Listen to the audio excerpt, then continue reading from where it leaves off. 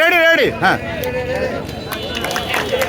এখন ফেস্টুন উড়িয়ে আমাদের মহান বিপ্লব ও সংহতি দিবসের উদ্বোধন ঘোষণা করলেন। এখন কবিতা উড়িয়ে হ্যাঁ হ্যাঁ রেডি হ্যাঁ হ্যাঁ।